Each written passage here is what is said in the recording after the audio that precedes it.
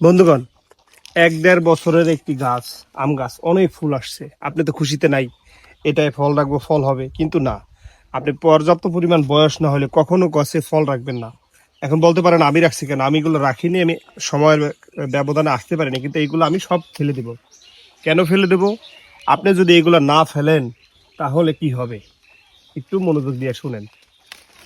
একটি গাছের নির্দিষ্ট একটা বয়স আছে। এই গাছটার বয়স কম, যখন কিনা আপনি এই ফলগুলা রাখবেন তখন কি হবে, গাছ তার যত ভিটামিন আছে সব এই ফলে দিয়ে দিবে। দিলে গাছটা পর্যাপ্ত পরিমাণে বৃদ্ধি হবে না।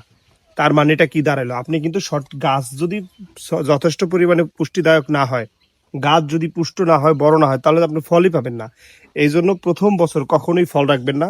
আপনি গাছটা লাগাইছেন, তার পরিচর্যা করুন। এই সময় কি করবেন, গাছটাকে আহ, ফলগুলা এভাবে ফেলে দিয়া আপনি কি করবেন, এটারে বিভিন্ন ধরনের সার বা বিশেষ করে জৈব সার এবং হিউমিক অ্যাসিড এটা প্রয়োগ করুন।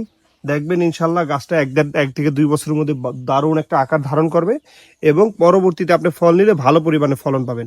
তাই এই ছোট্ট লোভটা ত্যাগ করুন, ছোট ফল গাছ থেকে ফল নেওয়া বন্ধ করুন।